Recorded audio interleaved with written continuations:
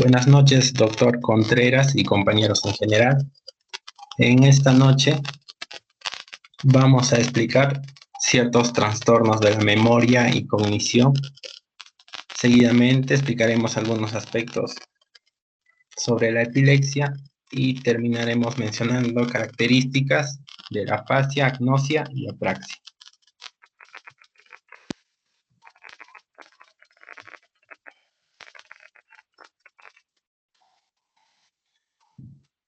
Hablemos de la enfermedad de Alzheimer. A principios del siglo XX, Alois Alzheimer, un psiquiatra y neurólogo alemán, describe ciertos síntomas por primera vez en una paciente de 51 años. Él se percata de ciertos problemas que tenía la mujer, por ejemplo, dificultad para dormir, problemas de memoria, confusión creciente y cambios de humor drásticos. Luego de que la paciente fallece, Alois Alzheimer logra hacer una autopsia con el fin de comprobar su hipótesis. La hipótesis era de que todos estos síntomas se debían a irregularidades en la estructura cerebral. Es así como descubre bajo el microscopio algunas proteínas mal plegadas, las cuales denomina placas amiloides y ovillos neurofibrilares.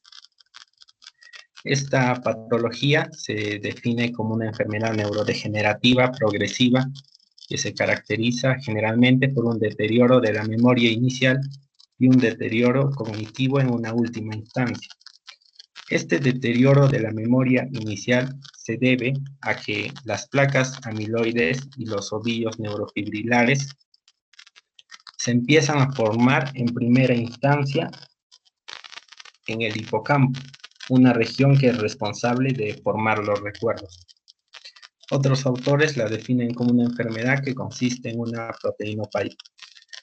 proteinopatía dual en donde participan dos proteínas, la proteína beta amiloide y la proteína tau, las cuales van a formar las placas amiloides y los ovillos neurofibrilares respectivamente. Con respecto a la etiología, las causas de esta enfermedad todavía son controvertidas y no se entienden por completo. Pero existen tres modos de presentación de esta enfermedad. La primera es la enfermedad de Alzheimer familiar de herencia dominante. Esta es causada por mutaciones en los genes de la proteína precursora amiloide, la presenilina 1 y la presenilina 2, y representa menos de 1% de los casos totales de Alzheimer. El segundo modo de presentación es la enfermedad de Alzheimer de inicio temprano, donde afecta antes de los 65 años, representa menos del 5% de los casos y tiene una presentación atípica y curso agresivo. Por último, tenemos a la enfermedad de Alzheimer de aparición tardía. Es la más común y se considera esporádica, aunque algunas últimas investigaciones la asocian con el gen de la apolipoproteína E, ya que esta proteína se va a encargar de captar la proteína beta amiloide que tiende a generar efectos tóxicos para llevarla así a los vasos sanguíneos y eliminarlas del cerebro. Existen algunos factores de riesgo que predisponen a una persona a padecer de esta enfermedad, como la edad y los antecedentes familiares. Con respecto a la fisiopatología de esta enfermedad, existen muchas hipótesis, pero yo les voy a hablar de aquella que se encuentra más aceptada en este momento. La proteína precursora amiloide se somete a un proceso proteolítico en el sistema nervioso central a través de dos vías. Una es el procesamiento amiloidogénico, y el otro es el procesamiento no amiloidogénico. Esto con el fin de generar fragmentos que cumplan ciertas funciones fisiológicas dentro del cuerpo humano. Este proceso proteolítico se va a llevar a cabo por ciertas proteasas asociadas a la membrana. Existen tres tipos: la alfa secretasa, beta secretasa y gamma secretasa. Tanto la beta secretasa y la gamma secretasa van a participar en el procesamiento amiloidogénico, produciendo así la proteína beta amiloide. En el caso de la alfa secretasa, participa en el procesamiento no amiloidogénico y no se produce proteína beta amiloide. ¿Cómo así se produce esta proteína beta amiloide? Bueno, la proteína precursora de amiloide es cortada por una beta secretasa conocida como base 1 en dos fragmentos, en la proteína precursora de amiloide soluble y en el fragmento C99. Luego actúa la gamma secretasa, en donde corta este fragmento C99, produciendo así la proteína beta amiloide. Esta proteína se elimina del cerebro mediante la exportación al líquido cefalorraquídeo, los vasos sanguíneos y la degradación local por parte de la microglia. Es así como existe un equilibrio entre la generación de estos agregados de beta-amiloide y la eliminación de los mismos. Pero, ¿qué sucede en los pacientes con Alzheimer? La proteasa, específicamente base 1, se encuentra sobreexpresada en estos pacientes, principalmente en el lóbulo temporal y en el lóbulo frontal. Esta sobreexpresión de esta beta secretasa base 1 va a generar una mayor producción de la proteína beta amiloide.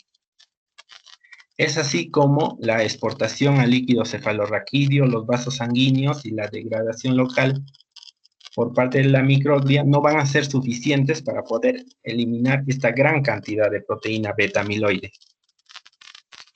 Esto provoca la aglomeración de estas proteínas, formando las famosas placas amiloides. Estas placas amiloides van a impedir una comunicación entre las neuronas y también producen ciertos efectos nocivos en las mismas. Con respecto a la proteína tau, es un péptido que de manera fisiológica se encuentra asociada a los microtúbulos. Y su función es... Aló, Carlos, disculpa que te moleste. No sé si puedes verificar, se escucha un chillido en tu exposición. No sé si tendrás algún problema técnico. A ver, doctor, voy a fijarme eso.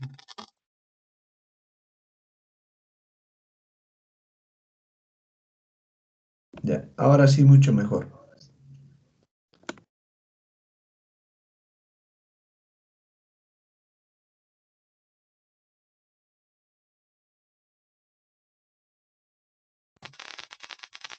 ¿Ahora sí me escucha bien, doctor?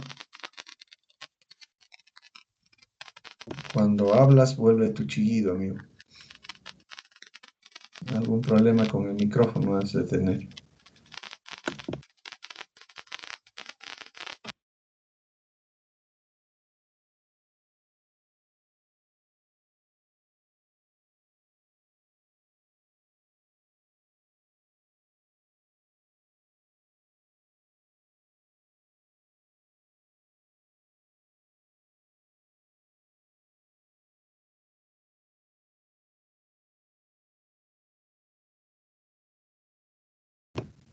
Continúa, por favor. Ya no tenemos otra opción.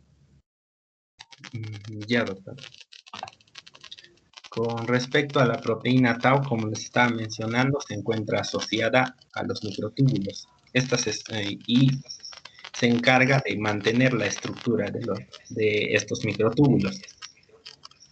Los microtúbulos dentro de la neurona van a cumplir la función de que ayudan a transportar sustancias dentro de las neuronas. Pero ¿qué sucede en el caso de el Alzheimer? Estas proteínas tau se hiperfosforilizan y se empiezan a separar de los microtúbulos. Es así como estos pierden esa estructura fisiológica y ya no favorecen el transporte de las sustancias dentro de la neurona. Al mismo tiempo, estas proteínas tau que se separan del microtúbulo empiezan a agruparse en los famosos ovillos neurofibrilares. Como los microtúbulos ya no van a permitir el transporte de las sustancias dentro de la neurona, van a provocar la muerte neuronal, principalmente de las neuronas colinérgicas, produciendo así una disminución de la acetilcolina. Con respecto a los aspectos patológicos macroscópicos, la corteza frontal y temporal a menudo tienen espacios surcales mucho más agrandados en las personas que tienen Alzheimer, así como se va a evidenciar una atrofia de las circunvoluciones. La atrofia generada va a provocar un agrandamiento de los cuernos frontales y temporales de los ventrículos laterales y se observa una disminución del peso cerebral en la mayoría de individuos. Asimismo, la atrofia temporomedial que va a afectar a la amígdala y el hipocampo son típicos en la enfermedad de Alzheimer. Sin embargo, se debe tener en cuenta que ninguna de estas observaciones por sí sola es específica para esta patología, pero pueden ser de gran apoyo para el diagnóstico. Con respecto a los aspectos microscópicos, vamos a observar las famosas placas amiloides y los ovillos neurofibrilares. En las imágenes superiores vamos a identificar las placas amiloides gracias a una tinción inmunohistoquímica contra péptidos beta-amiloides. En la imagen A observamos la presencia de placas seniles difusas y en la imagen B de placas de núcleo denso. En las imágenes inferiores, la primera está teñida con hematoxilina y eosina y la siguiente está teñida por métodos inmunohistoquímicos dirigidos contra la proteína tau.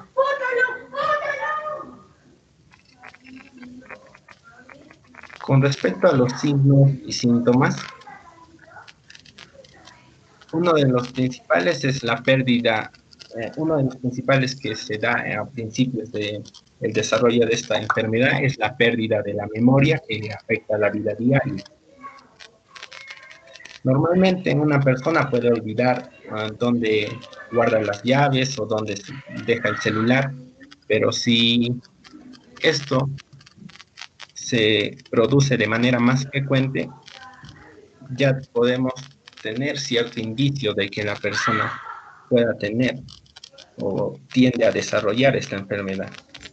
También va a presentar dificultad para resolver problemas. Por ejemplo, ya no sabe cómo manejar un auto, etc. En el caso de dificultad en realizar actividades ya conocidas, si una persona sabía cocinar un rico arroz con pollo, en este caso la persona se va a olvidar por completo sobre esta receta que ya conocía. Va a mostrar desorientación espacial y temporal. Sale de casa y va a algún lugar, pero al momento de llegar a ese lugar no sabe cómo llegó ni por qué está ahí. También se van a evidenciar dificultad para comprender relaciones espaciales, dificultad para expresarse, a veces no comprende lo que uno le está diciendo o se olvida ciertas cosas que ya dijo y vuelve a repetirlas. También puede perder objetos o colocar objetos en lugares extraños. Por ejemplo, guardar la ropa en el refrigerador, algo que no es normal. Se presenta también problemas de juicio en el caso de que observe que esté lloviendo, pero sale con short y con polo a la calle. Existe retracción social, como en el caso de las personas que eran el alma de la fiesta, pero ahora demuestra aislamiento frente a sus familiares. Y también se pueden observar cambios de ánimo. Con respecto al diagnóstico, debemos tener en cuenta dos importantes componentes: la historia clínica y las pruebas neuropsicológicas. Dentro de la historia clínica, nosotros debemos preguntar al paciente desde cuándo ha empezado con los síntomas, si tiene algún antecedente familiar, y todo esto debe estar corroborado por una tercera persona, un familiar o una persona que conozca al paciente. Con respecto a las pruebas neuropsicológicas, son pruebas objetivas que miden funciones cognitivas y que se encuentran adaptadas a la escolaridad del paciente. Una vez que tenemos la sospecha de que el paciente pueda padecer de esta enfermedad, lo que se debe hacer es pedir un estudio de laboratorio. Como yo les estoy mostrando en esta diapositiva, no muestra dentro del diagnóstico los estudios de laboratorio. Pero ¿por qué se piden estos? Es para realizar un diagnóstico diferencial. En el caso, para descartar otras causas. Por ejemplo, una deficiencia de vitaminas, ya que corrigiendo esta deficiencia, podemos notar mejoras cognitivas en el paciente. Ahora, con respecto al uso de los biomarcadores, dentro del diagnóstico clínico de Alzheimer no se requiere su uso. El uso de biomarcadores surge en el caso o en un contexto de presentaciones atípicas, por ejemplo, un paciente de edad temprana o cuando se cumplen los criterios de diagnóstico para otras etiologías. En este caso se pueden utilizar tomografía computarizada, resonancia magnética nuclear y tomografía por emisión de positrones, en el cual se le inyecta al paciente glucosa marcada y esa se va a concentrar en los sitios de mayor actividad cerebral. En la imagen A podemos ver que se encuentra marcada casi todo el cerebro, mientras que en una persona que padece de esta enfermedad solo son ciertas regiones muy reducidas. Y por último, con respecto al tratamiento, se van a utilizar los inhibidores de la colinesterasa. En etapas tempranas o intermedias se recomienda el uso de donepezil, ribastimina y galantamina, mientras que en etapas avanzadas se recomienda el uso de memantina. Las respuestas a corto plazo de los medicamentos contra la enfermedad del Alzheimer van a variar de una persona a otra. Durante los primeros 6 a 12 meses de tratamiento, el desempeño en las medidas de cognición, así como los síntomas conductuales o intuición clínica, pueden mejorar significativamente de 10 al 20% de los pacientes, pueden estabilizarse del 30 al 50% o continuar deteriorándose del 20 al 40%. Eso es todo por mi parte. Le doy el paso a mi compañera para continuar con la exposición. Bueno, a continuación yo les voy a hablar sobre la enfermedad de Huntington y la enfermedad de Parkinson. Para empezar, la enfermedad de Huntington, o también conocida como Corea de Huntington, fue reconocida en 1872 por el médico norteamericano George Sumner Huntington, quien realizó la primera descripción clínica completa y clara de la enfermedad. En su definición, esta patología es un trastorno neurodegenerativo crónico progresivo con rasgos autosómica dominante es decir, que se transmite de padres a hijos, y es una enfermedad que no tiene cura y que comienza a manifestarse en la mitad de la vida adulta y clínicamente se caracteriza por la pérdida neuronal selectiva en el estradio que produce corea y deterioro cognitivo progresivo. Otros movimientos anormales también presentan síntomas psiquiátricos y conductuales. En su etiología, tenemos que una de las causas de la enfermedad, como ya habíamos mencionado, es la de herencia autosómica dominante, producida por la expansión excesiva de los tripletes citosina, adenina, guanina en el primer exón del gen IT15, o también conocida como gen huntingtina, que codifica la proteína huntingtina del cromosoma 4 del brazo corto de la región 1 de la banda 6 subbanda 3, ubicándose en el núcleo o citoplasma de las células de diversos tejidos, incluidas las neuronas.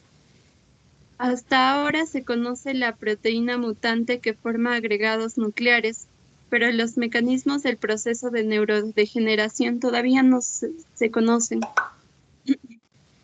Siguiente, por favor. En la imagen,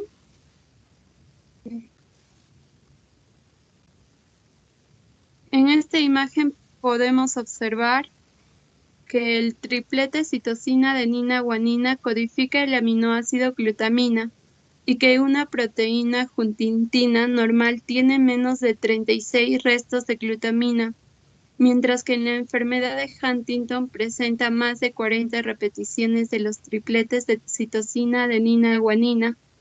Así, las repeticiones de estos tripletes varían de 36 a 39, que quiere decir que la penetrancia de la enfermedad de Huntington es incompleta, mientras que en los pacientes que presentan los 70 tripletes jamás se asocian a la enfermedad de Huntington juvenil. También se vio que los que tienen de 40 a 50 repeticiones de los tripletes son personas que presentan síntomas entre los 30 y 50 años, pero no es una regla general, ya que puede darse en algunos casos y en algunos no, ya que el conocimiento actual de esta enfermedad no nos permite predecir con exactitud el momento en que los síntomas aparecerán. En epidemiología veremos. Siguiente, por favor. Que la enfermedad está distribuida en todo el mundo en igual proporción entre hombres y mujeres, y se cree que se dio origen en el oeste de Europa, Francia, Alemania y Holanda, con posterior dispersión hacia América, Inglaterra, Sudáfrica y Australia. La prevalencia de esta enfermedad es de 5 y 10 casos por cada 100.000 habitantes, donde la mayor tasa de prevalencia se da en Venezuela y en el sur de Australia, y se ve una menor tasa de prevalencia en los países del este asiático y en la población de la raza negra, mientras que en su incidencia anual tenemos que 1 y 4 casos por millón de habitantes. En la anatomía patológica se observa que el cerebro presenta una atrofia cortical en relación directa con el grado de la evolución de la enfermedad, y en un corte coronal se observa una atrofia del estriado, fundamentalmente del núcleo caudado, lo que condiciona un incremento en el tamaño de las astas frontales de los ventrículos laterales. Al perder la impronta de la cabeza del núcleo caudado, en la enfermedad de Huntington, específicamente en el proceso degenerativo, existen las lesiones microscópicas características en las neuronas estriatales espinosas del mediano tamaño, mas no en las interneuronas estriatales que carecen de las espinas dendríticas. En los ganglios basales se ve que la neuroquímica de los niveles de las sustancias neurotransmisoras como GABA y su enzima sintetizada descarboxilada del ácido glutamínico están marcadamente disminuidos. Siguiente, por favor. En La siguiente diapositiva es una imagen donde se ve al cerebro normal y al cerebro con la enfermedad. En el lado derecho se puede observar que el impacto de los ganglios basales y los ventrículos agregados en comparación a un cerebro están aumentados, los ventrículos.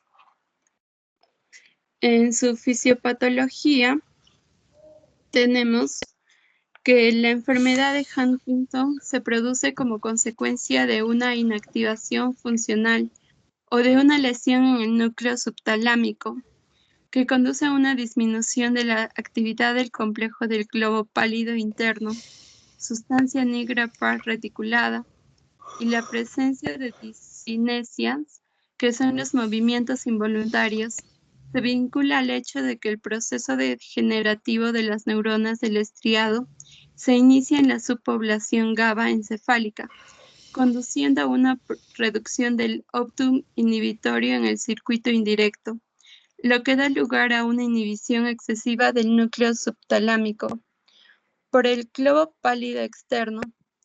Es decir, que al disminuir el efecto excitador del núcleo subtalámico sobre el complejo del globo pálido, la sustancia negra pars reticular disminuye el efecto inhibidor de este sobre el tálamo, lo que conduce a un aumento de la actividad talamocortical.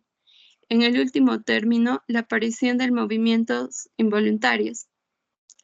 Durante el proceso neurodegenerativo, la progresiva afectación del circuito directo explica la aparición paradójica de la cinesia, que es la incapacidad para iniciar un movimiento durante el curso de la enfermedad de Huntington. Ahora veremos lo que es las manifestaciones clínicas. En la enfermedad de Huntington se puede identificar clínicamente en presencia de alteraciones del comportamiento, alteraciones afectivas y cognitivas asociadas a una disfunción motora progresiva, antecedentes familiares compatibles con una transmisión autosómica dominante. En la edad media de inicio de los síntomas es de 38 años, con unos límites que pueden variar entre la segunda y la séptima década de vida. De forma característica, los signos iniciales son la inquietud generalizada, alteraciones del sueño, cambios en el comportamiento, así como ansiedad y depresión. En estadios ya más avanzados de la enfermedad pueden aparecer parkinsonismo.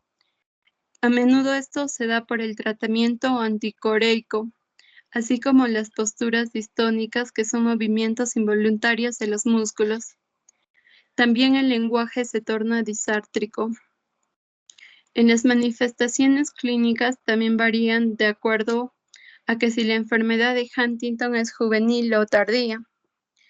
En la enfermedad de Huntington juvenil, la sintomatología comienza mayor parte de los pacientes a los 21 años de edad y se presenta alrededor del 10% de los pacientes con enfermedad de Huntington.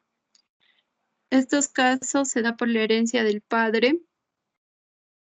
También es el comienzo precoz, suelen caracterizarse por el predominio de un trastorno motor de carácter rígido, asinético, distónico, variante de Westphal. También es presenta un mayor deterioro intelectual y evolución más dramática de las manifestaciones clínicas. Presentan crisis epilépticas, los síntomas psiquiátricos, la depresión y psicosis.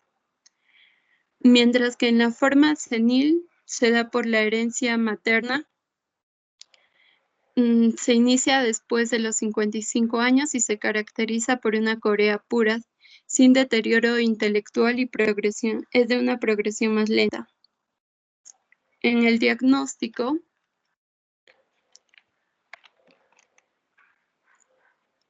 se basa que en los datos clínicos, como los trastornos psiquiátricos que se puedan presentar, ya que muchas veces constituyen el primer síntoma de la enfermedad de Huntington, y hacen que los enfermos sean recluidos en centros psiquiátricos.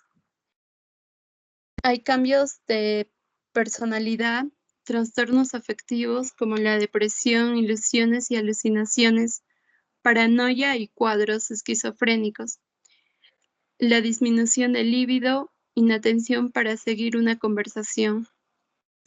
También tenemos a los trastornos cognitivos, inicialmente que consisten en la alteración de la memoria reciente, hasta desarrollar demencia que lleva a la incapacidad para realizar actividades de la vida diaria. Para el diagnóstico se puede comprobar mediante una transmisión vertical de herencia autosómica dominante, mediante las pruebas de neuroimagen, como la tomografía computarizada o la resonancia magnética, donde ponen en manifiesto la atrofia de la cabeza del núcleo caudado y la corteza cerebral. También pueden efectuarse mediante técnicas de genética molecular, que demuestran la expansión patológica del triplete citosina, adenina, guanina en el gen huntingtina.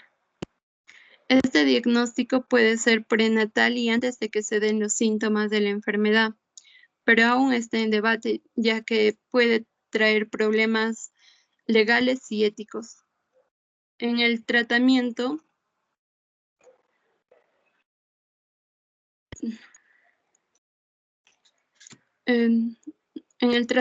no existe tratamiento eficaz hasta el momento para prevenir o retrasar el comienzo de la enfermedad. Es por eso que los tratamientos son para los síntomas como la corea, la depresión y la ansiedad. Y el fármaco que ha demostrado más eficacia en el control de la corea son los receptores de dopaminérgicos, el cuerpo estriado y los inhibidores del almacenamiento, como el tetrabenazina, que es un tratamiento de primera línea para la corea, para pacientes sin depresión o tendencias suicidas. Los efectos adversos de este medicamento es fatiga, insomnio e inquietud, así como depresión y ansiedad.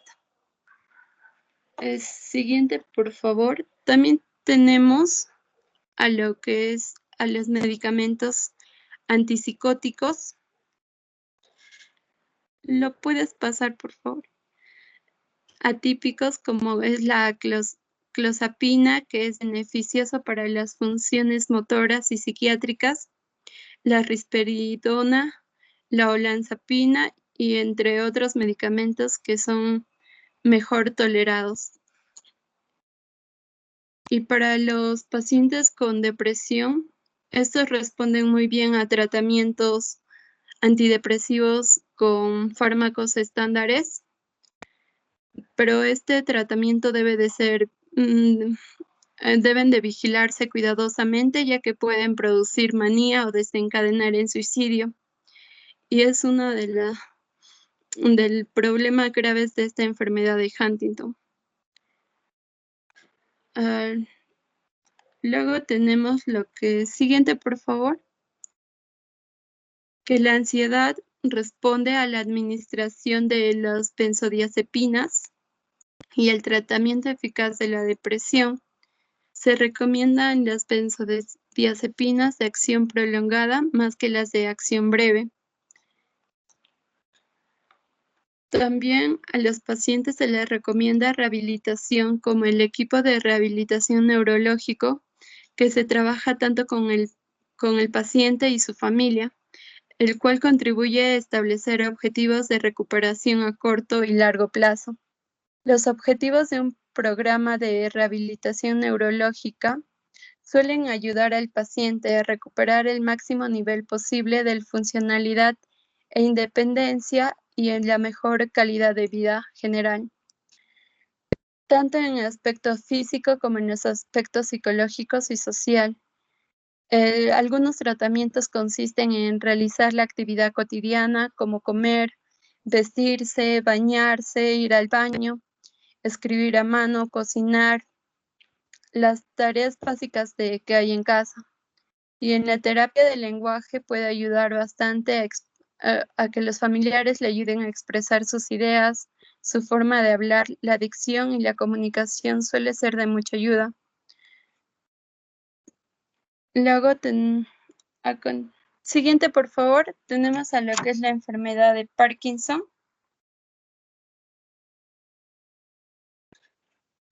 Es una enfermedad.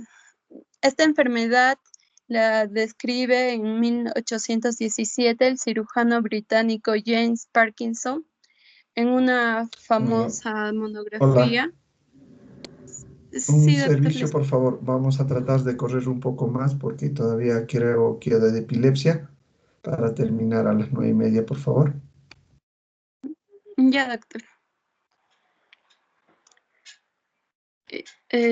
Como les decía que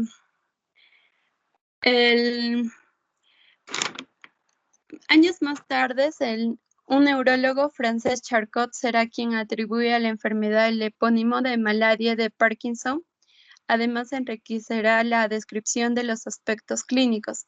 Su definición de esta enfermedad es de un trastorno crónico progresivo del movimiento asociado a la degeneración neuronal dopaminérgica de la sustancia negra y en menor medida el globo pálido y el puntamen y el núcleo caudado.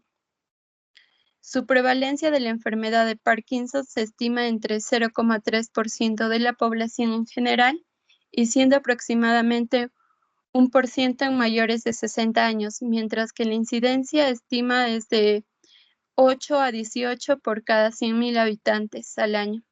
Y en estudios epidemiológicos han mostrado que tanto la incidencia como la prevalencia de la enfermedad de Parkinson es de 1,5 a 2 veces mayor en hombres que en las mujeres.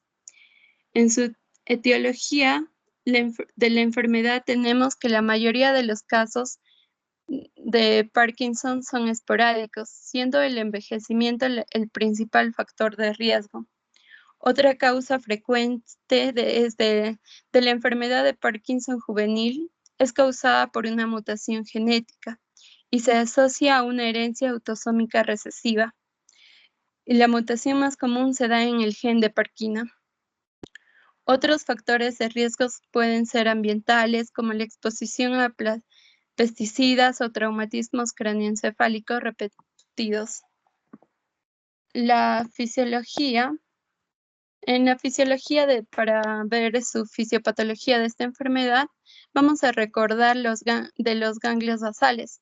Como sabemos, estos se encargan de regular el movimiento voluntario y conservación de la postura mediante núcleos y subcorticales, talámicos y del tallo encefálico. Los ganglios basales son núcleos subcorticales que incluyen el núcleo estriado, caudado y puntamen, el núcleo subtalámico y el globo pálido externo e interno, con sus conexiones con la sustancia negra parreticular y el núcleo ventrolateral del tálamo. Estos núcleos están interconectados anatómicamente y funcionalmente mediante las proyecciones al tálamo y el tronco cerebral. La sustancia negra reticular forman tres circuitos, con el circuito motor, límbico y el asociativo o cognitivo. La porción dorsolateral de los ganglios basales constituyen el circuito motor proyectado sobre el córtex motor primario y el área motora suplementaria, y la porción ventromedial de los núcleos forma el circuito límbico, que conecta con áreas límbicas corticales, y la porción anatómicamente localizada entre ambas proyecciones sobre el córtex prefrontal formando el circuito asociado. También tenemos que en una persona sana se da que las neuronas productoras de dopamina se hallan en la zona llamada sustancia negra, y estas neuronas transmiten la dopamina hasta las zonas del cerebro que controlan el movimiento y el equilibrio, como ya les había mencionado.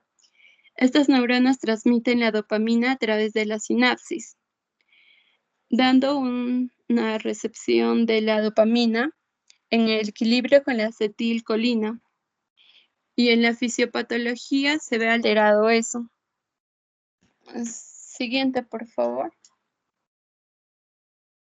Donde se ve que hay un deterioro de la sustancia negra, que produce una baja nivel de neurotransmisor de dopamina, donde las neuronas no tienen una buena sinapsis y la acetilcolina se encuentra en mayor cantidad.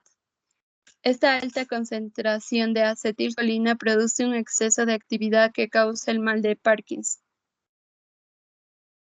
Como ya les mencioné, las neuronas dopaminérgicas de la sustancia negra pueden causarse por la disfunción mitocondrial, que se ha evidenciado en la disminución de la actividad del complejo indirecto de la cadena transportadora de electrones, en un mecanismo similar al mediado por el MPTP, que es una toxina ambiental que causa parkinsonismo y muerte de las neuronas dopaminérgicas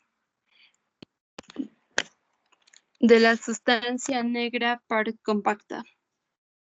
En sus manifestaciones clínicas tenemos que se dividen en dos: en las manifestaciones motoras y en las manifestaciones no motoras.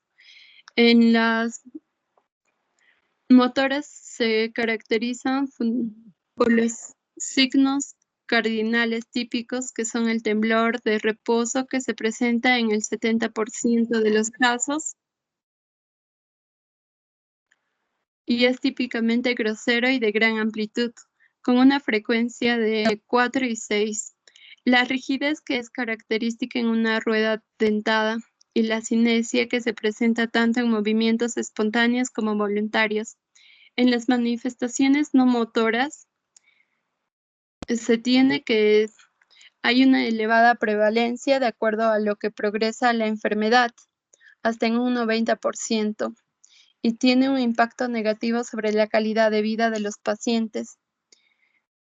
Estas incluyen algunos síntomas como neuropsiquiátricos, como es la depresión, la ansiedad, la apatía, alucinaciones, ilusiones, delirios, hasta deterioro cognitivo leve.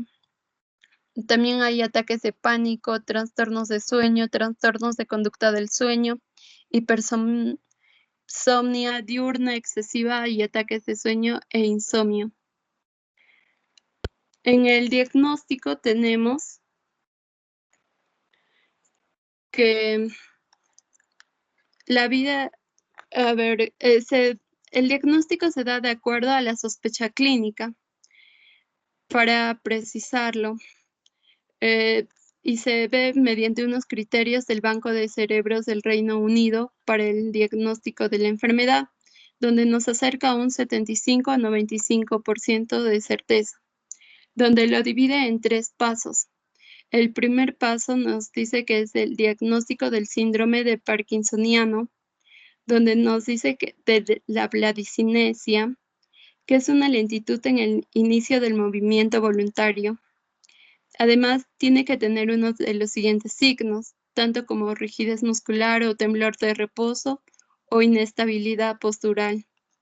En el segundo paso, nos habla sobre los criterios de exclusión de la enfermedad de Parkinson, que son antecedentes del ictus de repetición con una progresión escalonada de los signos del parkinsonianos, o también antecedentes de encefalitis o de traumatismos craneoencefálicos.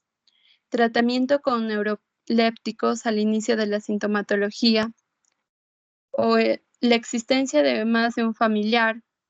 En el tercer paso tenemos a los datos de apoyo positivos durante el seguimiento de la enfermedad, y en ellos se requieren 3 o más para el diagnóstico de la enfermedad de Parkinson, como es el inicio unilateral, presencia de temblor de reposo, respuesta excelente al levodopa, respuesta al levodopa tras 5 años o más años, y la duración de la enfermedad de 10 a más años de edad.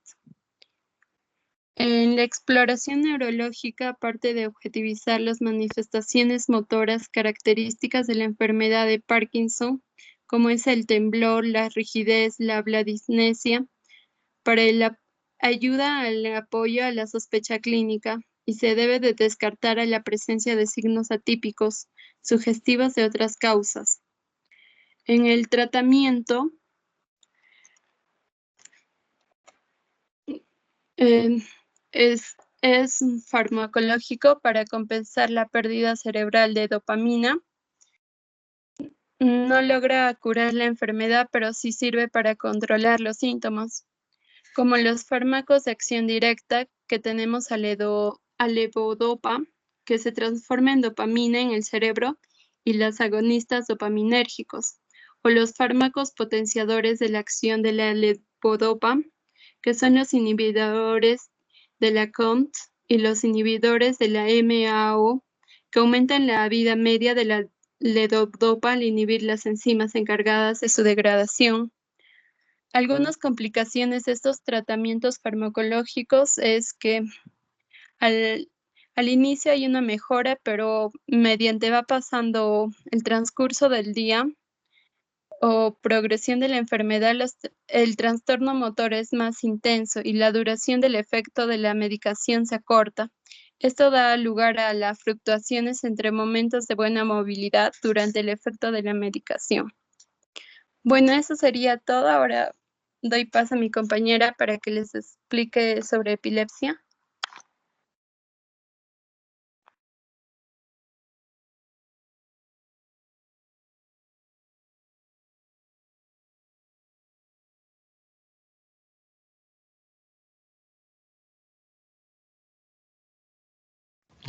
Buenas noches, doctor. Buenas noches, compañeros. Bueno, vamos a acelerar un poco con el tema. Vamos a ver que la definición de la epilepsia va a estar dada por la Liga Internacional de Lucha contra la Epilepsia, con siglas ILAE, que va a ser el organismo regulador de las definiciones y las clasificaciones de esta entidad. Bueno, la definición de la epilepsia va a estar definida cuando se cumple cualquiera de las siguientes tres condiciones. Primero, que haya al menos 2 crisis convulsivas no provocadas que ocurren con más de 24 horas de diferencia entre ellas. O 2, una crisis no provocada y una probabilidad de nuevas crisis similares con riesgo general de recurrencia de al menos el 60% luego de 2 crisis no provocadas, que ocurren en los siguientes 10 años, y finalmente con el diagnóstico de un síndrome epiléptico. Bájalo, por favor, siguiente. Entonces, a lo que nos atañe este curso, vamos a ver la fisiopatología de una manera simple y sencilla. Nosotros sabemos que las neuronas se comunican a través de potenciales de acción que no son más que descargas eléctricas que se van a dar por el flujo de los iones a través de los canales iónicos de la membrana. Entonces estamos viendo una pequeña imagen a la izquierda que nos explica más o menos cómo es que ocurre esto, ¿no? Y nosotros ya lo hemos visto. La despolarización de la membrana se da por la entrada de los iones y el cambio de la carga general negativa intracelular por la entrada de los iones positivos. Entonces estamos viendo en la imagen a la derecha también que este impulso va a tratar de transmitirse de una neurona presináptica a una postsináptica. Pásalo, por favor, siguiente. Pero a todo esto vamos a ver que quienes van a estar involucrados, puedes bajarlo, por favor, compañero, a la siguiente. Van a estar involucrados los neurotransmisores y sus respectivos receptores. Así que ahora en la imagen estamos viendo 2 imágenes en realidad nuevas. En la primera vamos a ver al glutamato, al neurotransmisor glutamato con sus 2 receptores principales, el AMPA y el NMDA. Nosotros sabemos que en el sistema nervioso central el principal excitador es el glutamato. También otro excitador es el aspartato. Este glutamato, como podemos observar, va a llegar a los receptores de la neurona postsináptica, va a activar estos canales y va a permitir la entrada del sodio. El AMPA se dice que permite lo que es la entrada rápida de la corriente, mientras que el NMDA se va a encargar de la entrada lenta. también vemos en la imagen que hay un ion de calcio pasando. Es importante recordar que los iones de calcio van a entrar siempre y cuando el canal ya se encuentre abierto y esté en proceso de ingreso de los otros iones sodio. Al costado vemos también en la imagen del receptor GABA, el principal inhibidor del sistema nervioso central, y este GABA va a permitir la entrada de los iones con carga negativa, cloruro. Entonces, siguiente, por favor. Al haber revisado ya cómo es que funcionan los receptores, los neurotransmisores, vamos a tener una imagen que nos resume de forma breve cómo se va a dar la epilepsia. Entonces decíamos, lo normal es que el potencial de acción pase de neurona a neurona con el respectivo flujo de iones. Y estamos viendo que el glutamato va a permitir la entrada de sodio, el calcio va a facilitar la liberación de las vesículas del neurotransmisor. Estas van a facilitar a su vez en la postsináptica la entrada de sodio y calcio y así. Entonces, la neurona inhibitoria lo que va a hacer es frenar este impulso nervioso para que termine ya esta comunicación.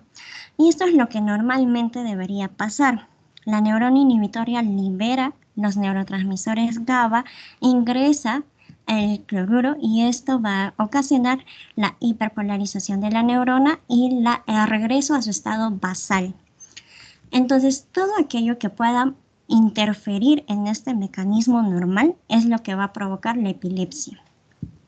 Entonces, entre los mecanismos posibles vamos a tener, en primer lugar, obviamente, la pérdida de la inhibición de la sinapsis GABA y que los receptores de GABA también se van a mantener de forma intracelular y no se van a expresar en la hendidura. Y esto va a ocasionar que GABA no pueda llegar al receptor, no pueda haber el ingreso de cloro y pues esto se mantenga, este impulso nervioso se mantenga, ¿no? Y no haya el freno necesario.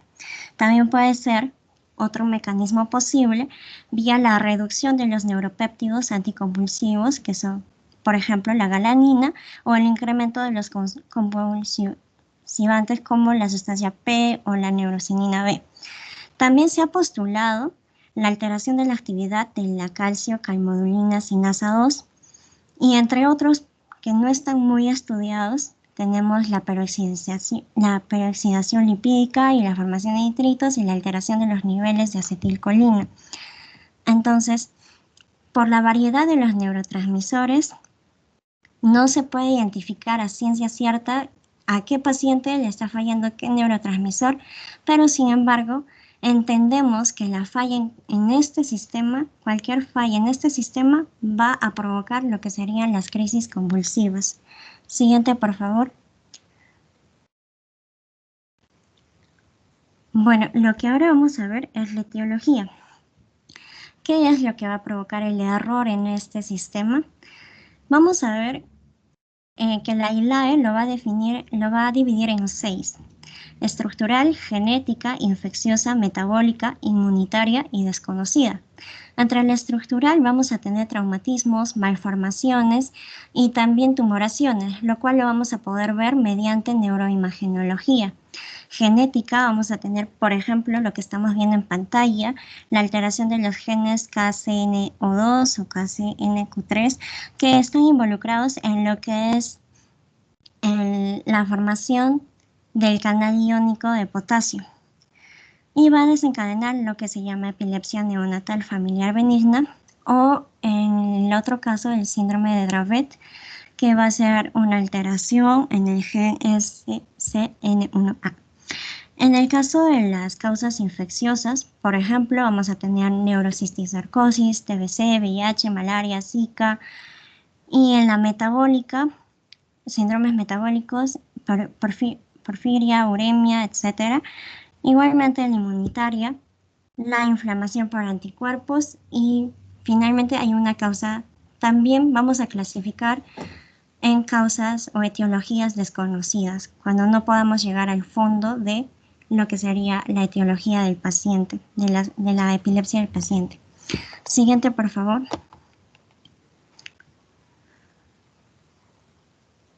En la clasificación vamos a partir clasificando el tipo de crisis convulsiva.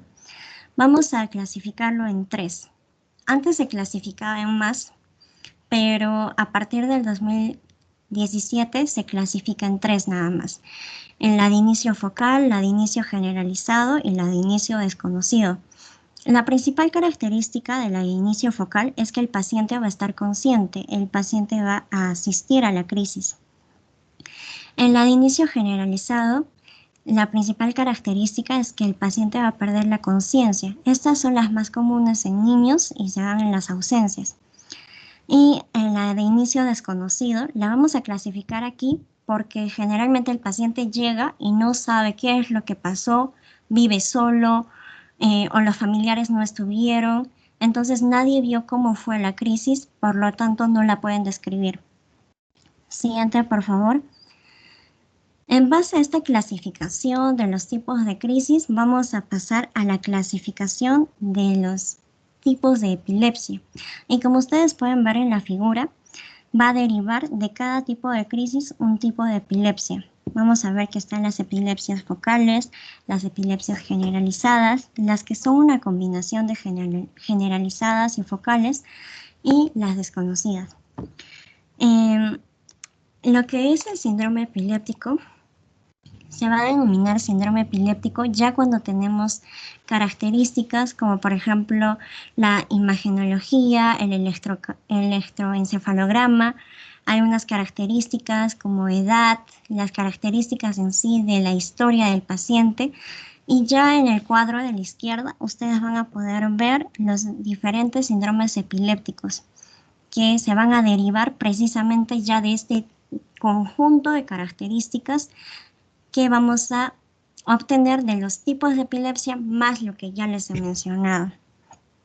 Siguiente, por favor. Ya. Entonces, ya para repasar, vamos a ver que la epilepsia es una enfermedad neuronal que existe en diferentes situaciones y que la presencia de una crisis aislada no debe ser tipificada como epilepsia, ya que hemos visto ya al inicio que deben de ser por lo menos 2 crisis y con más de 24 horas de tiempo entre ellas. Ahora, una de las características es que estas crisis, que estos focos neuronales de neuronas hiperexcitadas van a tender a la propagación. Es por eso que es muy importante iniciar el tratamiento y continuar el tratamiento inclusive después de que el electroencefalograma salga normal, porque estas crisis se propagan y no el electroencefalograma no tiene una sensibilidad adecuada cuando se da una sola vez, ¿no? Siguiente, por favor. Ya, ahora vamos a entrar a ver lo que son los métodos diagnósticos. Por excelencia, el electroencefalograma sí o sí vamos a tener que tenerlo en cuenta.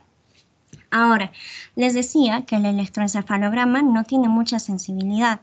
Es por eso que hay un algoritmo que se sigue y que es que tú, frente a una crisis, lo que debes de realizar es primero el electroencefalograma. Si el electroencefalograma sale normal, lo que se debe realizar es un electroencefalograma seriado. Entonces lo repites varias veces. Si te sigue saliendo normal, pues se realiza un electroencefalograma con privación de sueño.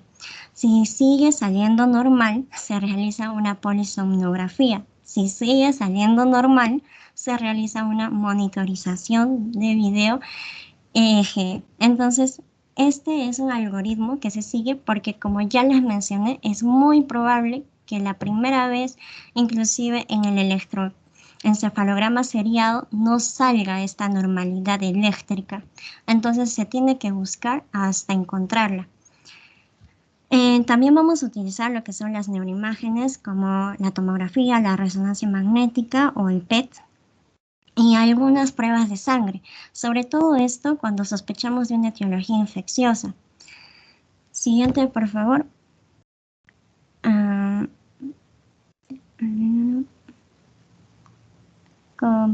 Perfecto, ya. Ahora, el otro punto principal que considero yo que tenemos que tener en cuenta es el principal diagnóstico diferencial, porque con esto sí nos podemos confundir. Entonces, debemos de saber, como médicos generales, cuándo es una epilepsia y cuándo es un síncope. Entonces, aquí vemos un cuadro comparativo.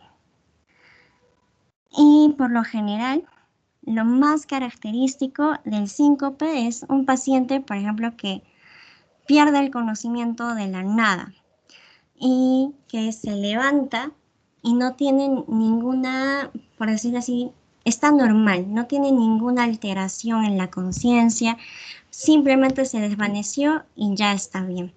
Cuando tenemos esta característica, por lo general se trata de un síncope, debido a que en la epilepsia, cuando el paciente despierta, todavía tiene un periodo de tiempo en el que la conciencia no está totalmente, podríamos decirlo así, como que lúcida.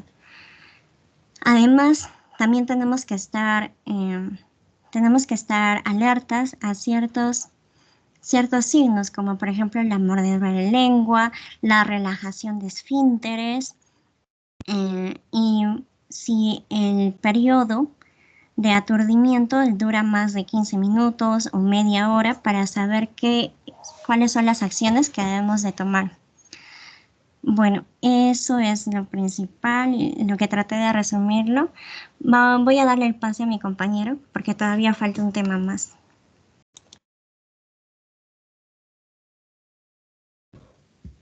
Por favor, lo más cortito posible. Sí, buenas noches. Por favor, ¿puedes dejar de compartir? Yo voy a compartir mis diapositivas.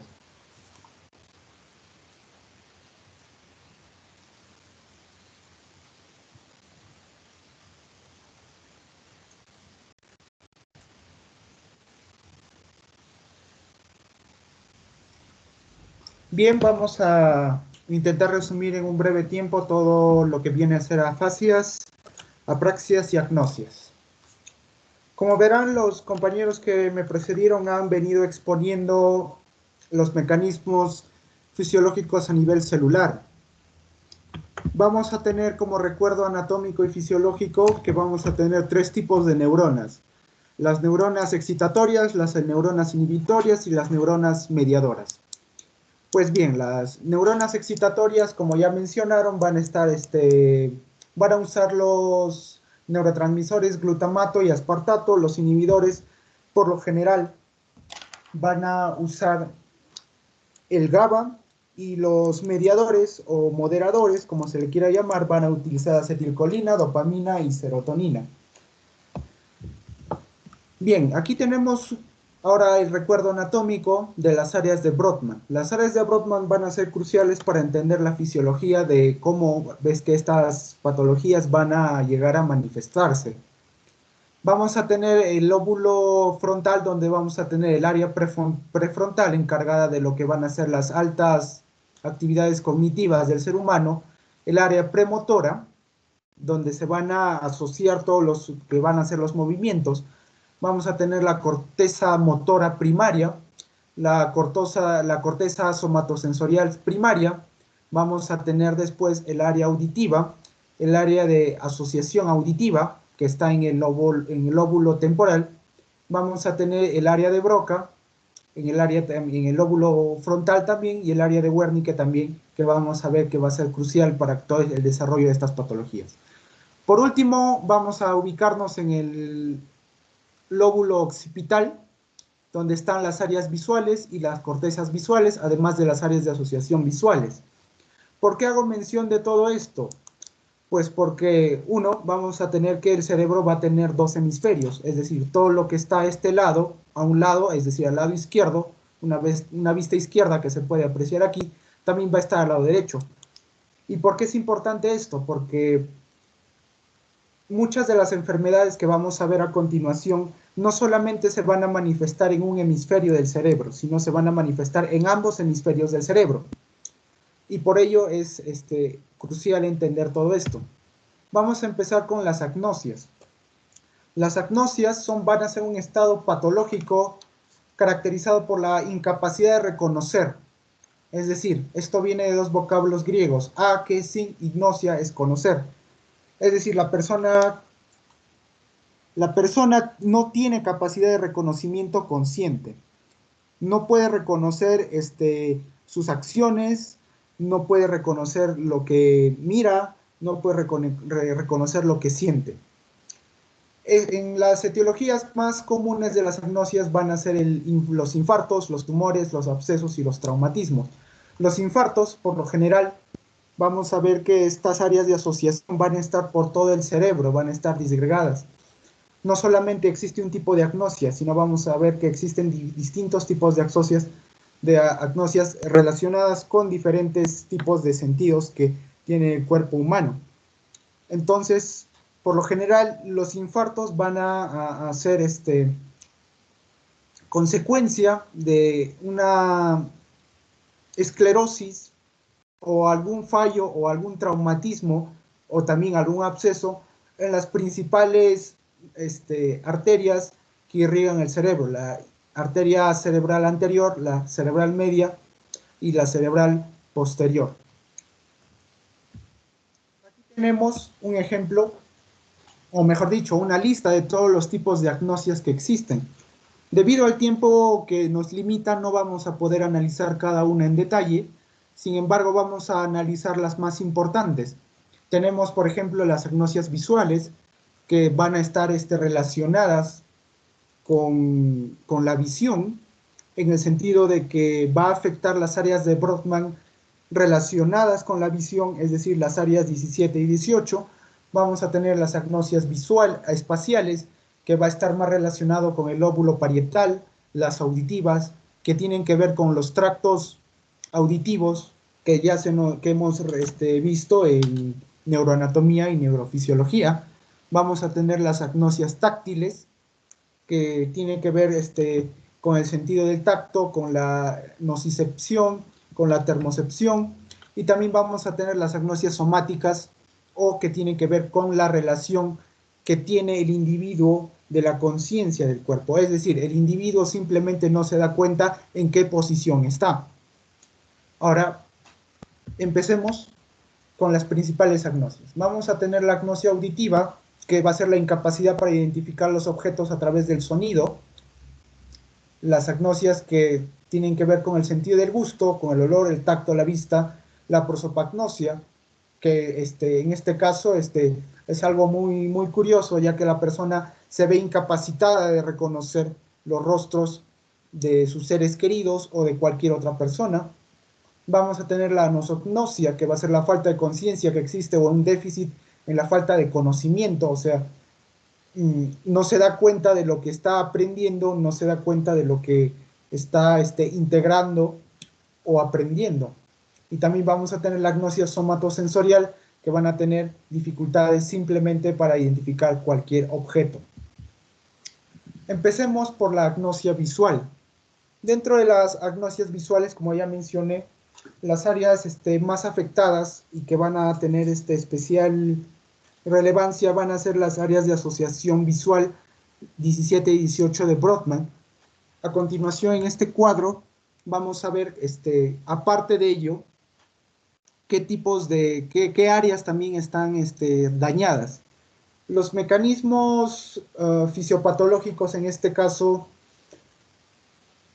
sobran, porque simplemente existe una amplia gama de daños posibles que puede haber en estas áreas. Como ya mencioné, por lo general suelen ser infartos que de alguna forma quitan la oxigenación a esta área y poco a poco va haciéndose una necrosis, o simplemente por un traumatismo. Entonces vamos a ver que por lo general los traumatismos en las agnosias de los dibujos, es decir, la persona no se da cuenta de lo que puede dibujar, dibuja mal, por decir, tiene una llave y no la va a poder dibujar exactamente igual.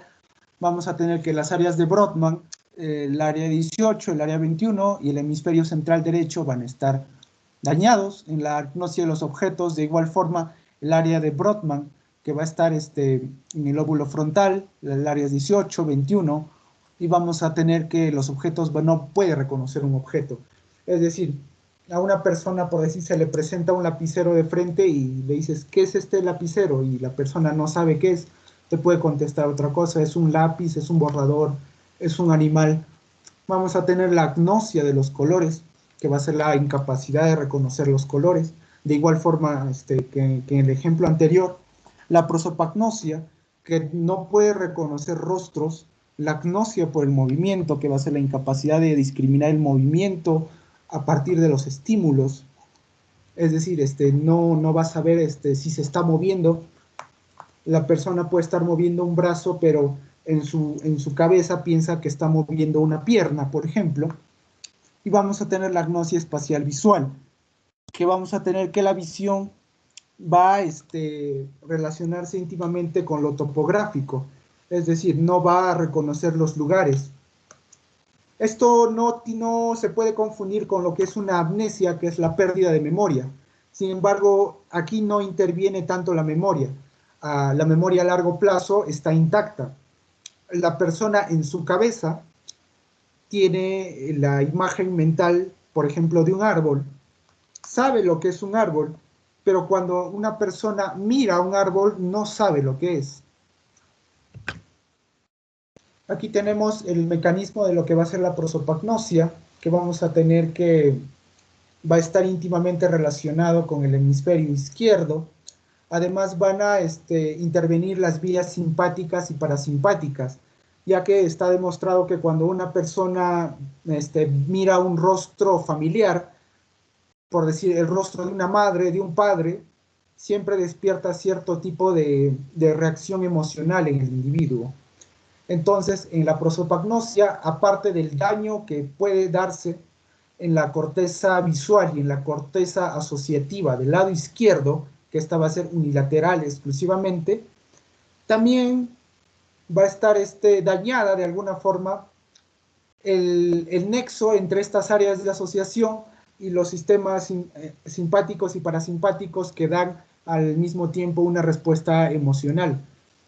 Con respuesta emocional me refiero a que una persona, al ver a un ser querido, puede manifestar ciertos síntomas, ciertos signos.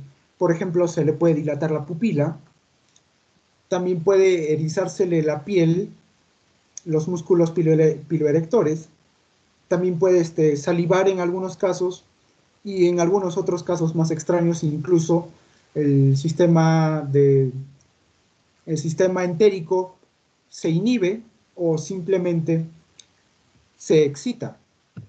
Vamos a tener la agnosia espacial, que como mencioné es la capacidad de reconocer los lugares, y aquí vamos a tener un tracto que va a estar íntimamente, este es el esquema del tracto del reconocimiento de los lugares, que como siempre, esto común a todas las agnosias, va a partir de la corteza primaria y secundaria visual, que es donde llega el estímulo del globo ocular mediante el nervio óptico, y después va a las cortezas de asociación, en donde se reconoce qué lugar es. Se evoca la memoria y se contrasta de alguna forma.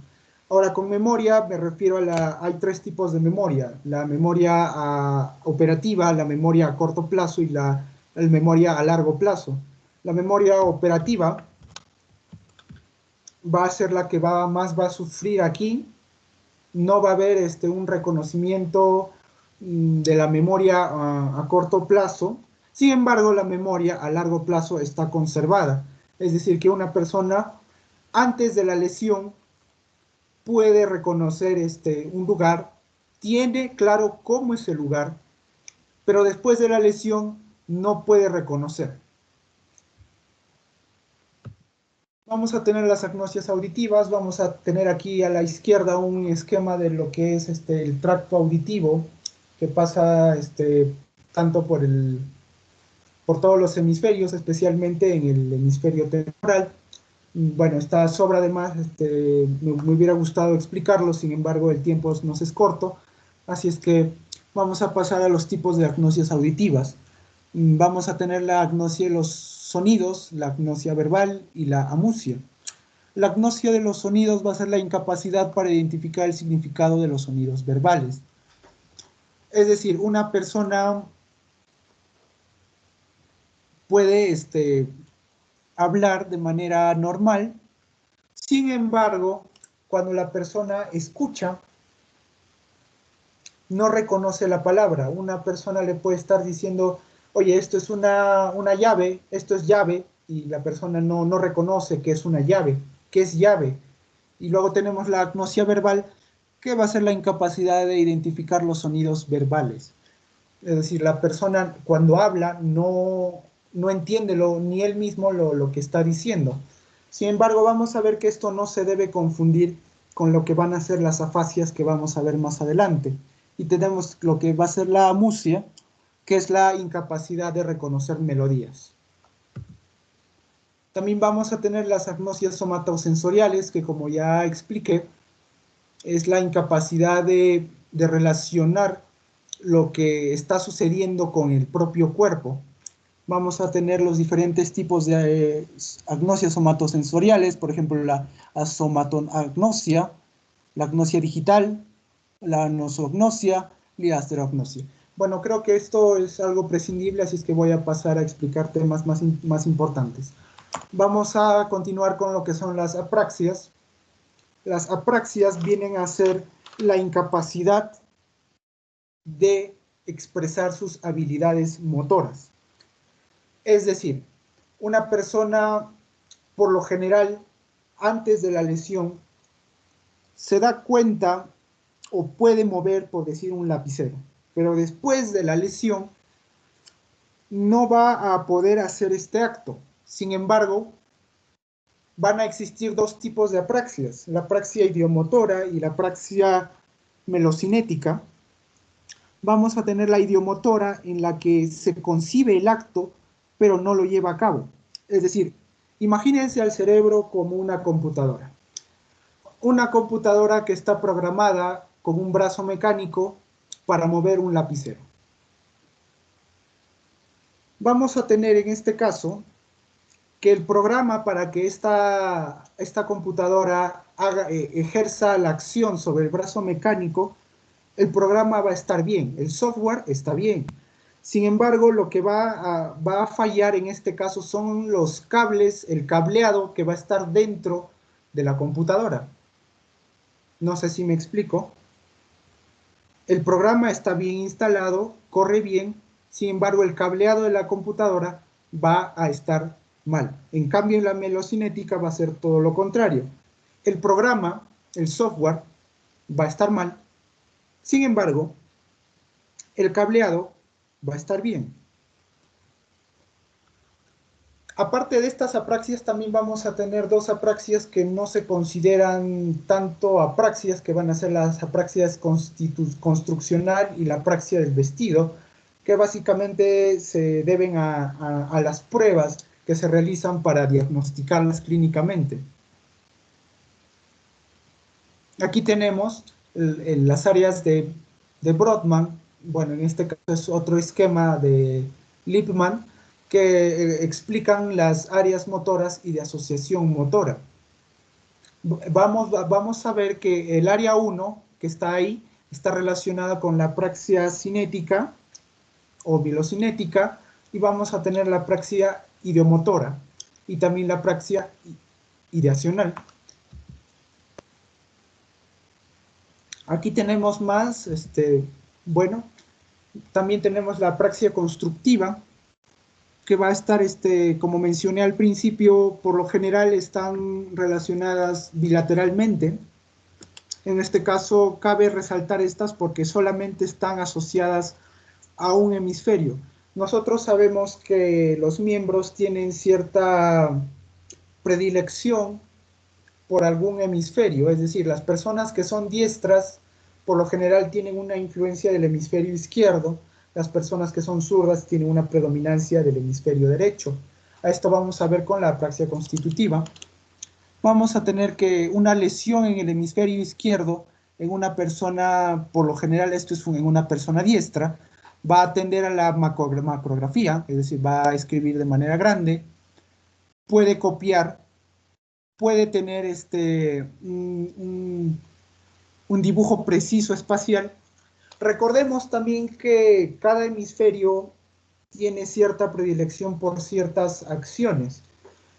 El misterio radica en que se desconocen muchos de los mecanismos que yo estoy explicando y por ello mucho de lo que estoy explicando se basa tan solamente en supuestos, a diferencia de las demás enfermedades, ya sea como el Alzheimer, el Parkinson, en la que ya está bien identificado las vías, los mecanismos químicos. En estas simplemente no están por lo general bien reconocidos los mecanismos químicos ni las vías. Son solamente teorías las que presento y por eso las presento de esta manera muy sucinta. Vamos a pasar a las afasias.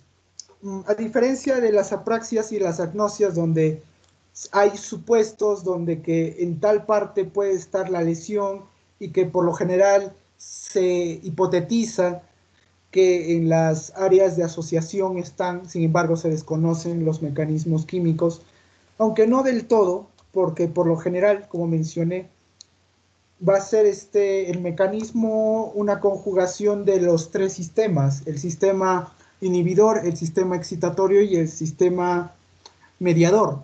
Sin embargo, las vías muchas veces no quedan claras, son solamente teorías. En cambio, en las afasias vamos a ver que sí está mucho mejor definida a diferencia de las apraxias y de las agnosias, que solamente se tiene un concepto superficial de lo que pueden llegar a ser. Bien, las afasias, como su mismo nombre lo dice, deriva del griego también a, que significa sin, y fasia, que significa phonai, o fenai, que significa hablar o una característica del habla. Es decir, la persona va a tener dificultades a la hora de expresar el lenguaje o de comprender el lenguaje, como veremos a continuación. Como en los otros, como en las otras patologías, muchas veces se puede confundir esto con ciertas dificultades sociales que existen. Por decir, es muy común que las personas que no conocen bien de estos temas puedan confundir las afasias con una mala ejecución del habla, con una mala ejecución del dialecto, del idiolecto. Es decir, una persona que puede hablar quechua, no necesariamente que es quechua hablante y que no se expresa bien en castellano, no necesariamente tiene una afasia. ¿Por qué? Porque la persona conoce las reglas gramaticales a su manera, se expresa bien a su manera. En cambio, en las afasias todo esto se ve tergiversado. Por ello, también debe ser excluido de trastornos como la disfonía, en la que los músculos de la fonación están dañados, o la disartria, que tiene que ver con los músculos de la lengua. Estas patologías que he explicado no tienen nada que ver con los órganos efectores, sino netamente con la programación cerebral, por decirlo de alguna forma, que se tiene. Es decir, una persona que tiene frenillo en la lengua no sufre de afasia. Es un problema de la lengua, sí, pero en su esquema mental puede expresarse normal. Y si a esa persona le operaran del frenillo o simplemente agarraran su cerebro y lo pusieran en el cuerpo de una persona que sí está sana, sí puede expresar un lenguaje correcto. Perdón, vamos a retroceder un momento. Las vías del lenguaje están mucho mejor estudiadas que cualquier otra vía. Vamos a tener 3 puntos fundamentales en lo que es el lenguaje. Vamos a tener la circunvolución o giro angular, que va a estar en el lóbulo parietal, que corresponde al área 39 de Brodmann. Vamos a tener el área de Wernicke, que va a estar en el lóbulo temporal. Y finalmente vamos a tener, el área de Broca, que va a estar en en el lóbulo frontal, y que estos tres puntos en el cerebro van a estar íntimamente conectados y van a permitir la ejecución del lenguaje. La circunvolución o giro angular es el receptor del lenguaje escrito. Es decir, una persona que lee una palabra o una oración lo capta mediante el giro angular. El área de Wernicke, que está relacionada con la recepción del lenguaje oral, que es el área 22 de Brodmann, si no me equivoco, es decir, esta persona escucha un fonema y lo va a reconocer. Y finalmente vamos a tener el área de Broca, que va a ser el área motora, que va a ser el área que va a ejecutar el lenguaje, tanto oral como escrito. Es decir, el área de Broca va a mediar a los músculos y las vías que mueven los dedos para que una persona pueda escribir, y al mismo tiempo también van a facilitar la ejecución de los músculos laringeos y de los músculos de la lengua para que la persona pueda expresarse fonéticamente mediante el habla. Mediante el lenguaje oral va a estar mediado por lo general por el cerebro, la protuberancia y varios nervios craneales que van a tener sus vías aferentes tanto en los nervios laringeos como en el nervio, como en los músculos de la lengua. Por ejemplo, se tiene claro que participan en el lenguaje los nervios craneales número 12, 10, 9 y 7, que tienen que ver el 7 especialmente con la motricidad de la cara, el 9 y el 12 que tienen que ver con la motricidad de la laringe, y el nervio vago que va a estimular la respiración, la fonación mediante el diafragma, que lo inerva directamente, mientras que al lenguaje escrito, por lo general, se desconocen también las vías específicas, pero se tiene claro que obviamente va a facilitar los movimientos de una mano, ya sea la persona diestra o sea zurda. Y este esquema se duplica porque tenemos dos hemisferios, uno al lado derecho y otro al lado izquierdo, y por lo tanto es obvio que una persona tiene la capacidad de escribir tanto con la mano derecha como con la mano izquierda. Es difícil, claro, pero no imposible. Vamos a tener que, para las pruebas de las afasias, van a existir distintos tipos de pruebas diagnósticas que son eminentemente clínicas. Lamentablemente no se tiene claro los mecanismos químicos ni tanto de las vías, ni existen los exámenes que puedan comprobar a ciencia cierta qué vía o qué zona está fallando. No es práctico, existen en el mundo de la investigación. Sin embargo, el diagnóstico práctico se hace eminentemente clínico. Vamos a tener primero la prueba del lenguaje espontáneo, que es ordenarle a la persona que hable con fluidez sobre cualquier tema, y donde se va a evaluar el área de Broca, que es el área motora, tanto que va a ser oral y escrito. El lenguaje espontáneo abarca los dos puntos, y aquí vamos a tener que la afasia del lenguaje puede ser fluente y no fluente. Una afasia del lenguaje fluente puede tener, una afasia del lenguaje fluente tiene el área motora o el área de Broca sana, mientras que una afasia del lenguaje no fluente tiene el área motora dañada, como podemos ver aquí. El tipo de afasia, que es la afasia de Broca, obviamente está dañada el área motora primaria, que también se conoce como el área de Broca. Entonces la persona no va a tener fluencia al hablar, no va a poder expresarse ni oral ni por escrito. Sin embargo, como no está dañado en los otros dos elementos, tanto el giro angulado como el área de Wernicke, sí va a comprender. ¿Por qué? Porque puede recepcionar tanto por el giro angulado y puede recepcionar oralmente por el área de Wernicke, la repetición va a estar alterada debido a que el área motora está fallando, tanto oral como escrita. Va a tener una lectura y comprensión normal, porque las áreas tanto del giro angular como el área de Wernicke funcionan bien y puede recibir los estímulos tanto auditivos como visuales.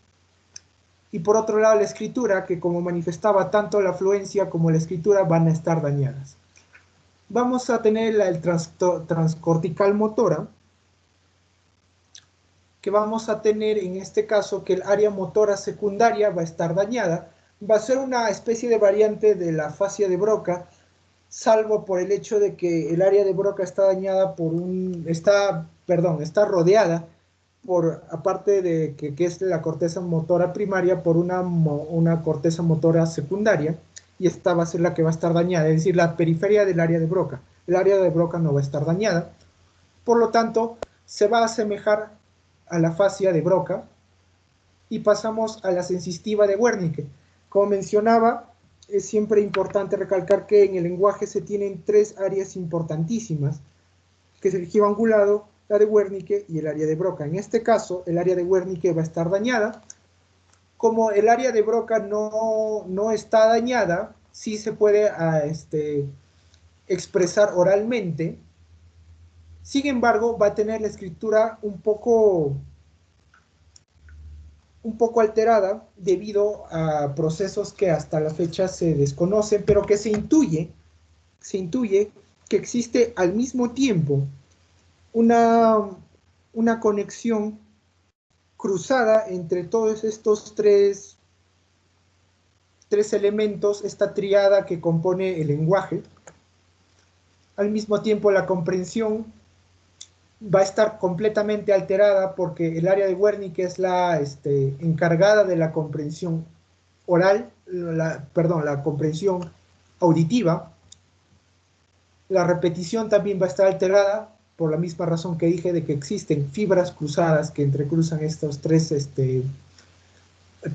unidades. Vamos a tener la transcortical sensitiva, que va a ser más o menos similar a la transcortical motora, salvo que la periferia del área de Wernicke va a estar dañada. Vamos a tener el área de conducción, la fascia de conducción. La fascia de conducción lo que va a dañar va a ser el fascículo arqueado. Este es de los pocos fascículos que está bien estudiado, como mencioné, del lenguaje, que une al área de Wernicke con el área de Broca directamente.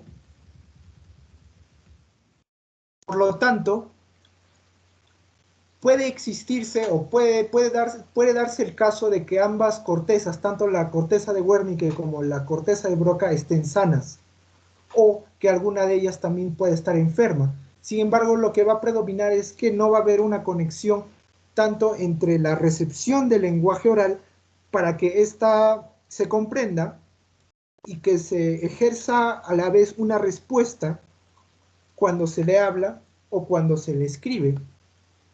Por lo tanto, vamos a tener fluencia, sí, porque el área de Broca está sana.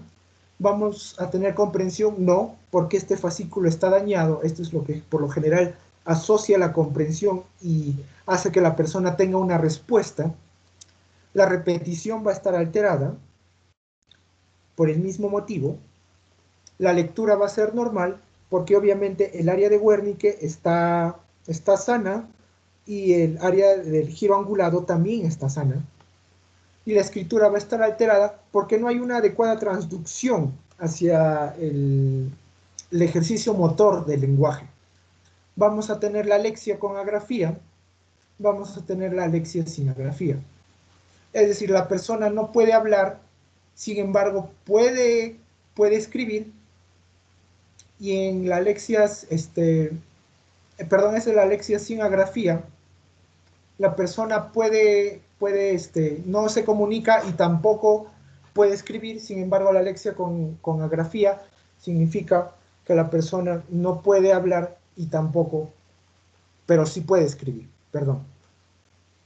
Entonces, aquí más que nada vamos a tener que el giro angulado va a ser el principal objetivo de de la necrosis o de cualquier proceso patológico que pueda desencadenar esto. Aquí tenemos un resumen de lo descrito, y como pueden ver, la única vía bastante bien estudiada es la que conecta el área de Wernicke con el área de Broca. Bueno, eso sería todo. Gracias.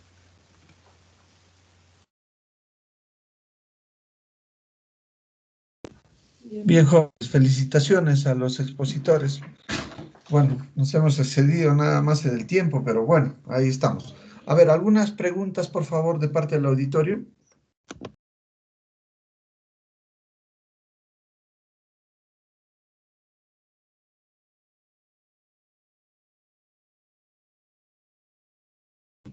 Por favor, jóvenes, no va a haber ninguna pregunta, simplemente vamos a estar escuchando, escuchando y escuchando, y ahí los colegas se han esforzado por dar una buena exposición como la han hecho, y ustedes van a estar en la escucha. Por favor, jóvenes, ¿ah?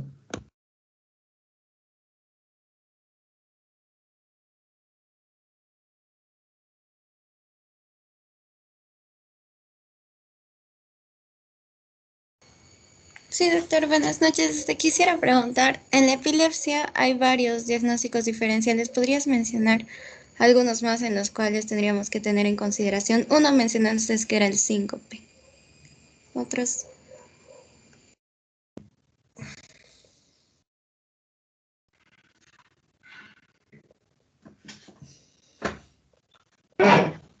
Ya,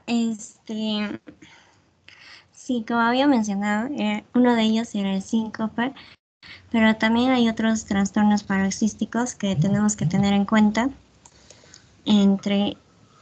Ahorita no tengo el nombre exacto, pero sí hay varios. A ver, más bien te pediría que compartas la información que tienes, por favor, porque ahorita me he olvidado y no tengo el material a la mano, por favor.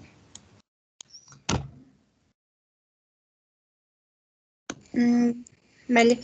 Como estabas mencionando, sí, también era el síncope, también algunos trastornos metabólicos que pueden inducir a los comas, los auras, que son como que te dan síntomas que te prevén que vas a convulsionar, como que te dan vértigos, algo similar. También existen los trastornos que mencionabas, trastornos de sueño y de movimiento. Eso nada más sería. Gracias. Bien, Dianita, muy bien, buen comentario. O sea, cuando hablamos de epilepsias y hablamos de diagnóstico diferencial, hay que pensar que un paciente que convulsiona no netamente es un problema neurológico y todas sus clasificaciones. Hay que pensar también en problemas no neurológicos. Y una de las principales causas, muy bien lo ha definido la colega, que son los trastornos metabólicos, ¿no? La encefalopatía hepática, la encefalopatía urémica, también las infecciones, ¿no? La encefalitis, las meningitis, también podrían simular perfectamente un cuadro clínico sincopal, inclusive también una epilepsia. Hay que entender que las epilepsias o las convulsiones son un gran síndrome, ya es un abanico de posibilidades diagnósticas y sobre todo, ahí muy bien lo mencionó Lisbeth, que hay muchas veces no vamos a encontrar diagnósticos, no todo van a ser en supuestos, estaremos dentro de múltiples exámenes auxiliares, de imágenes, de laboratorio y a veces no encontramos en el diagnóstico, ¿no? Entonces, cuando ya no encontramos el diagnóstico, lo vamos a encasillar dentro del gran grupo que se llama las idiopáticas, ¿no? Entonces, eso hay que tenerlo bastante claro. A ver, ¿alguna participación más, por favor?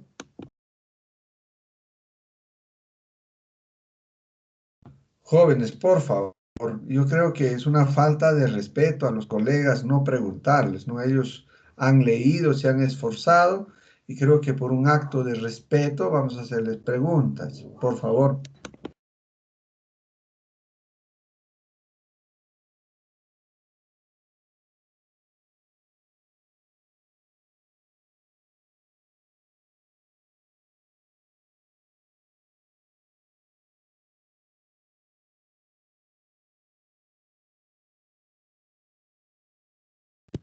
Bien, jóvenes, si no van a hacer preguntas, yo ya me voy a encargar de eso en el examen, ¿ya? Bueno, ya veo quiénes participan, quiénes están simplemente de oyentes. A ver, al colega que ha expuesto sobre demencia, eh, excelente disertación, el tema es bastante amplio, bastante complejo, pero solamente para mencionarles, adicional, que cuando yo voy a sospechar en demencia, ¿cuáles serían los cuadros clínicos generales que me podría hacer sospechar en una demencia? A ver al expositor, por favor, ¿qué dimensiones me afecta y yo puedo estar hablando de un cuadro demencial como paramédico general? A ver. Va a afectar los aspectos cognitivos del paciente, los aspectos de memoria, que básicamente van a impedir a la persona realizar su vida de manera normal. Ahí es ya cuando vamos a hablar de demencias. Muy bien, Carlitos, bien definido. Cuando nosotros hablamos de demencia, tenemos que hablar ya de las dimensiones, ¿no? Como tú has visto, el cuadro clínico hay generales, específicos, pero para englobarlo y hacerlo sencillo para nuestro grupo oyente es que vamos a hablar de demencia cuando afecta tres dimensiones, ¿ya? Uno es la dimensión de la memoria, que muy bien ya lo has expuesto y lo has podido traducir a través de tus diapositivas en la explicación que nos has dado.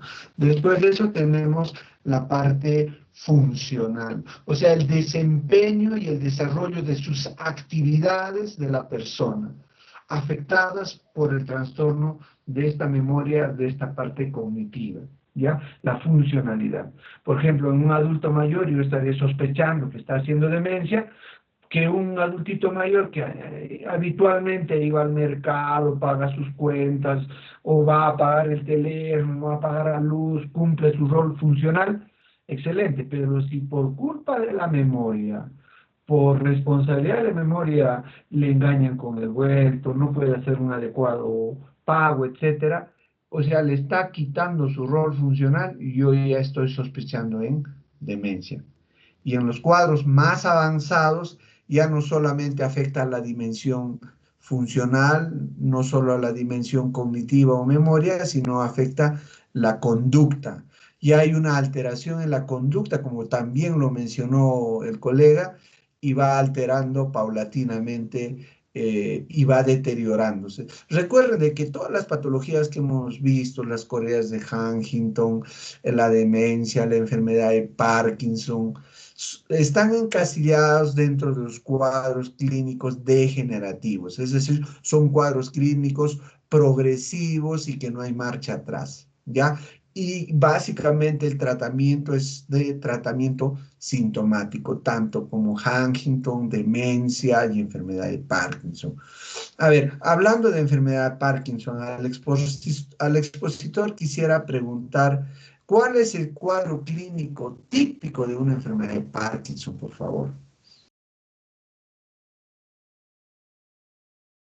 ¿Quién expuso, por favor, de Parkinson? Sí, doctor. A ver, en el cuadro clínico lo más frecuente se ve lo que es el temblor en las extremidades, también lo que es la disminución del tamaño de la letra al momento de escribir, la pérdida de equilibrio, alteraciones de reflejos. Después también hemos visto la pérdida de expresividad facial. También en algunos pacientes se muestra mucha rigidez. Hay depresión en los pacientes. También en algunos síntomas sensitivos como es el dolor, algunos trastornos del sueño y algunos trastornos visuales.